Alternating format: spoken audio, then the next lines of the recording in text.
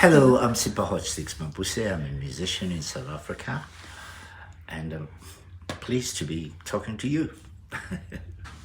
Frankly, I was not intended to become a musician. I've always wanted to be an academic. Then I met friends at high school. This is really where the my musical journey began.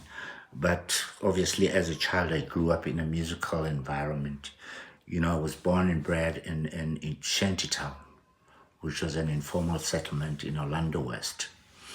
And Shantytown always had, every weekend music. So as a little child, you become, impressionable by everything that's surrounding you. The traditional musicians and the traditional healers and all the traditional, festivals that were happening, and also some of the pop musicians that were, happening around there. And of course, listening to radio was something that would influence how I looked and appreciate music. But then, of course, when I went to high school, that's when I met colleagues who had come from another high school for us to start a musical group called the Beaters, modeling ourselves on the Beatles. At that time, no parent, I must add, wanted their children to become musicians. People were motivated more by education, and my parents were not educated, except for my mother, who only went up to maybe standard 6. My father totally. But for some strange reason, he always loved reading newspapers and so on. I think through that, he was able to educate himself. And the fact that he worked for a white factory, where they were making hats and stuff. And obviously, as a foreman, he was compelled to learn how to communicate in the white man's language, which was English at that time. But for me, education was paramount because the people around who I lived, the political influence of the people like Dr. Nelson Mandela, Dr. Lancelot Makgothi, Dr. Mutuping, all came from Orlando West, Baba Sisulu, and so on. So I was inspired by that environment. And of course, high school became a dream. Was music a segregated environment, or did you play with people from different backgrounds once you started, performing over the country? Music was segregated. Apartheid affected every life in South Africa. Every life, even work. We were not allowed to perform at some of the best venues in town, and at some stage we had performed at a nightclub in Johannesburg in town, and we were not allowed to interact with the audience. We were such a good band that the nightclubs would invite us, that they were sorry for white people. And at nightclub in Glen Hazel, we were only allowed to leave after everybody had left. And one of the nights, and I think it was very early hours of the morning when we had to leave, we were confronted by police, who asked us what we were doing in town at that time. And when we told them that we're a band, this guy could not believe. He was disdainful, the way he looked at us. And for a moment he said to me, "You can't tell me you're a band. For me, you all look like monkeys, nothing else." But for us it was fun because we understood the psychology that he was trying to, and we were capable to deal with that stuff because of our educational background.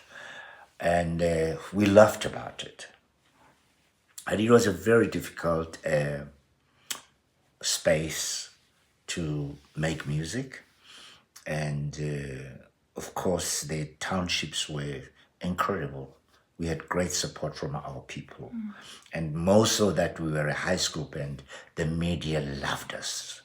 Some of the great journalists, who we consider the golden era of journalism, people like Agri-Cluster, Case Motsisi, Ken Temba, and so on, we were privileged, and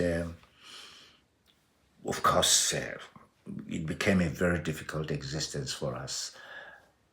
when we started then going into other different countries and so on, especially when we got to Botswana, where we suddenly realized, you know, it's funny because people, people of all races mixed in Botswana, and we coming to our concert, there was no issue.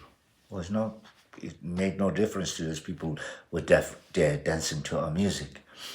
And of course, that ignited our political consciousness. That ignited our political call to understand why is it that it's different in South Africa as well as the other countries like Lesotho, Botswana, and Swaziland. We could play to all audiences. That made us self-conscious, and we started pursuing a different approach to music, which we felt we could use as a vehicle to express our political alliance. I started as a drummer. I do play drums every now and then, but then I gravitated towards the piano because I needed to learn how to compose music by playing the piano, and always ever so curious, a musician. When I heard Jethro Tull and I heard Hubert Laws on flute, and I thought, this is one other instrument I'd love to play. Then, of course, playing the flute, and then I went on to play the saxophone.